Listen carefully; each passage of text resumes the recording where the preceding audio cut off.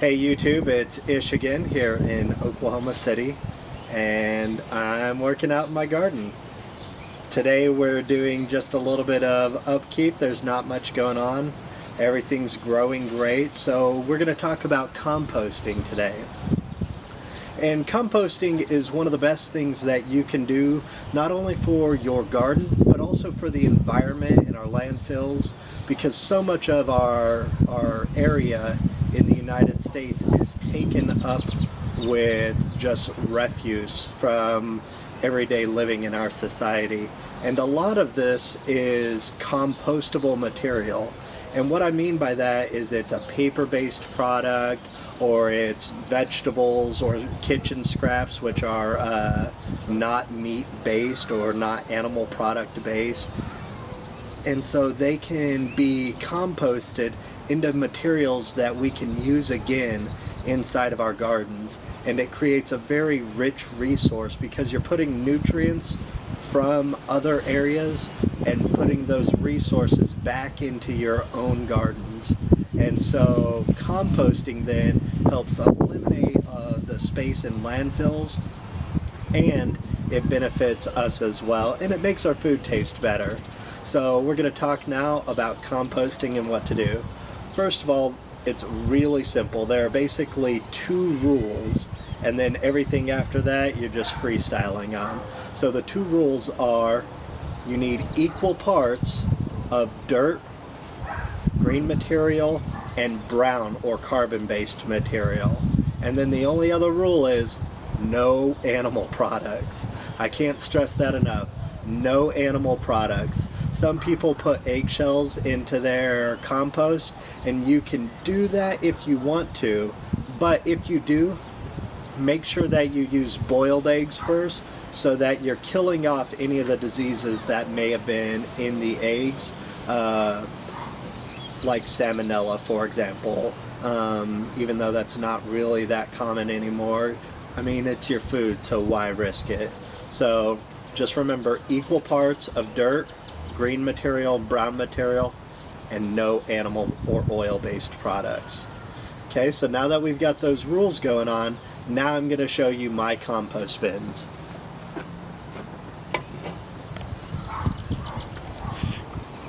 Okay, first I'll show you my setup here. You can see the tool that I have there on the first tub. These tubs are, I think they're 16-gallon tubs. They're made by Sterilite. I would actually not recommend these as much as I would recommend the 14-gallon roughneck Rubbermaid tubs that you can buy at Home Depot. They're more durable. You could see after 2 years these tubs have gotten holes in them from hail here in Oklahoma City. You know, you remember that hailstorm 2 years ago that put dings in everyone's car. Well, they also put dings in my tubs, but also, so I would recommend the roughneck Rubbermaid tubs if you have a Home Depot near you. But also, so I've got 4 tubs here, and 3 of them are actually in use right now.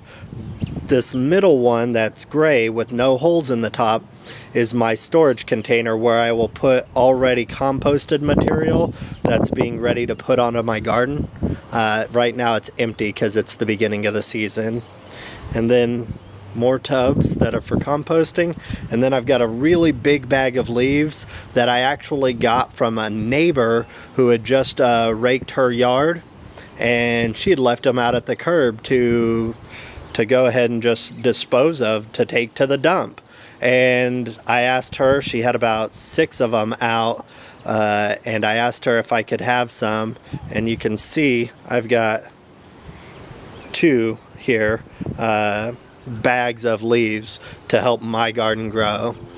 So now I'll show you the first tub. This is one that's already been stirred, and you can see a lot of dark material and just a little bit of brown material left. And this is after 2 weeks of composting. This was just layers of brown, green, and dirt, brown, green, and dirt, brown, green, and dirt. And now it's pretty much all broke down, except for there are a few pockets of brown left in there, that as soon as I have some more greens to put on top, we'll do that, and we'll make it more compostable. Now I'm going to show you how I mix up my compost. So we'll open up this tub. And you can see this tub's got layers. You can still see the layers of brown really clearly, the dirt underneath, and also then some greens that I put on top. It looks like I had some a salad with spinach leaves in there.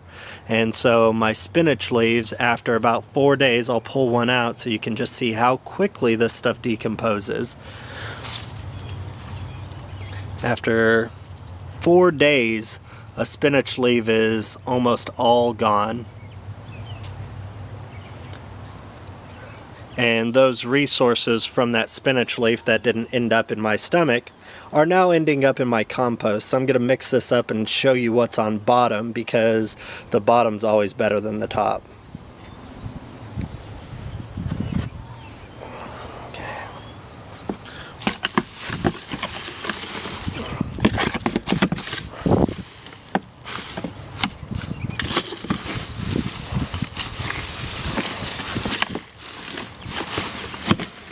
So you can see down here from the material that the soil is actually becoming more rich. It's dark.